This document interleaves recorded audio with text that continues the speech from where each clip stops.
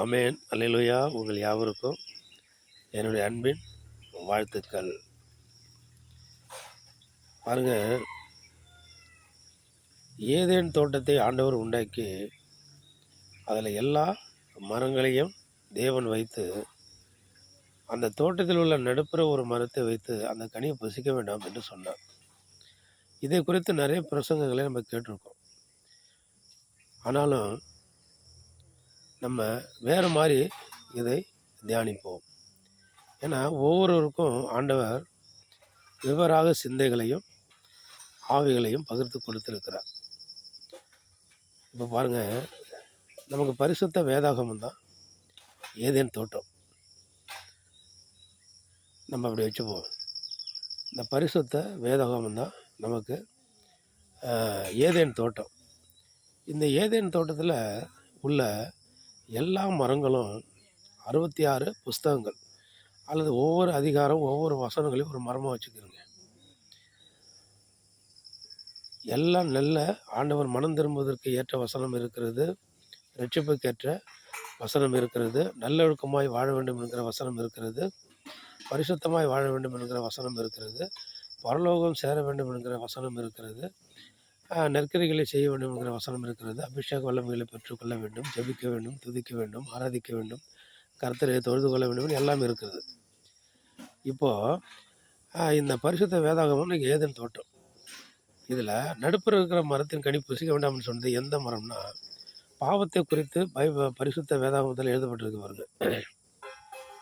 அது ஒரு பாவமான மரம்னு வச்சுப்போம். ஏன்னா பில்லி சோனி அதெல்லாம் செய்யாதீங்க, அக்கிரமணியெல்லாம் செய்யாதீங்க, மாம்சத்தின் கிரியைகள்னு சொல்லப்படுது பாருங்க. மாம்சத்தின் கிரியைகள், பொல்லாங்கு, சாத்தானுக்குரிய காரியங்கள்லாம் செய்ய வேண்டாம். அப்படி செஞ்சால் நம்ம பரலோகம் போக முடியாது, கடவுளுக்கு பிடிக்காது அப்படி எழுதப்பட்டிருக்க பாருங்க. இதெல்லாம் அந்த தோட்டத்தில் உள்ள நடு மையத்தில் உள்ள மரம். இந்த கனியை புசிக்காதீங்க அப்படின்னு ஆண்டவர் சொல்லியிருக்காரு. இப்போ என்ன பண்ணுறாங்க, பரிசுத்த வேதாகமத்தில் உள்ள நன்மையை எல்லா வசனமும் நன்மையான வசனம், அதை பற்றி கொண்ட பரலோகம் போலாம், ஆண்டவர் விரும்புவார், ஆசீர்வதிப்பார் அப்படின்னு சொல்லியிருக்காங்க. ஆனாலும் அதை விட்டுட்டு இந்த பாவ மரம் என்று சொல்லப்படுகிற பரிசுத்த வேதாகமத்தில் எதையெல்லாம் செய்யக்கூடாது என்று எழுதப்பட்டிருக்கிறதோ அந்த கனியை புசித்து பாவத்தை செய்து கொண்டே இருக்கிறார்கள். புசிக்கிற கனி மனம் திரும்புவதற்கு ஏற்றது, எல்லாம் நன்மையான வசனம் இருக்கு பாருங்க. நன்மைக்கு ஏதுவான எல்லா வசனங்களும் நிறைவாக இருக்கிறது.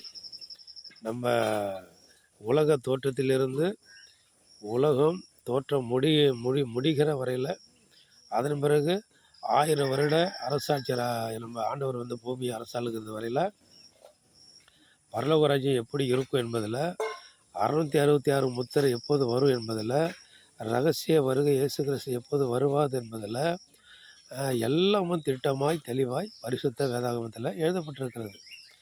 எல்லாவற்றையும் நீங்கள் படிங்க, எல்லாவற்றையும் நீங்கள் சாப்பிடுங்க, புசிங்க, தியானிங்க, எல்லா அவசரங்களையும்.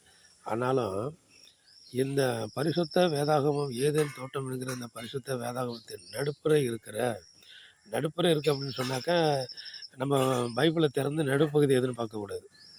நம்ம எப்படி இதில் ஆவிக்குரியதை எடுத்துக்கணுன்னா,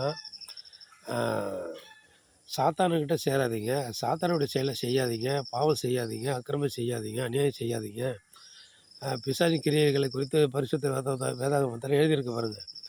அந்த செய்கைகளை செய்யக்கூடாது. அதுதான் பாவ மரம். அந்த மரத்தின் கனியை தான் இன்றைக்கி நம்ம புசிச்சுக்கிட்டு இருக்கிறோம். அது அந்த மாதிரி கனியை புசிக்கிறதுனால தான் ஆசீர்வாதம் இல்லை, சாபம் தொடருது, வியாதி தொடருது, இப்படி பலவிதமான போராட்டங்களும் கண்ணீரும் துக்கமும் கவலைகளும் நமக்கு தொடர்கிறது. அப்போ அந்த பாவம் மரம் என்று சொல்லப்படுகிற பரிசுத்த வேதாகமத்தில் சாத்தானுடைய செய்கையாக இருக்கிற மாம்சத்தின் கிரியைகள், உலக செயல்கள், அவைகளை அந்த மரத்தின் கனியை புசிக்கக்கூடாது. பைபிளில் இருக்கிற சாத்தானுக்குரிய காரியங்களை செய்யாதபடி பரிசுத்தமாய் வாழ்வதற்கு என்னென்னலாம் பைபிளில் சொல்லப்பட்டிருக்கோ அவைகளை எடுத்துக்கொள்ள வேண்டும். இதுதான் ஏதேன் தோட்டத்தில் உள்ள எல்லா மரங்களும். பாவ மரமாக இருக்கிற சாத்தானுக்குரிய காரியங்கள் தான் அந்த தோட்டத்தின் நடுப்புற உள்ள மரம். அப்படி தான் நம்ம இப்போ ஆவிக்குரிய ரீதியில் நம்ம தியானிக்கணும். அப்படி இருக்கிற பொழுது, இன்றைய நாட்கள்ல பாருங்க மோசே ஐயா அன்னைக்கு அ இஸ்ரவேல் ஜனங்கள எகிப்திலேருந்து அழைச்சிக்கிட்டு வரும்பொழுது, எவ்வளவோ முறுமுறுத்தாங்க, எவ்வளவோ பேசுனாங்க.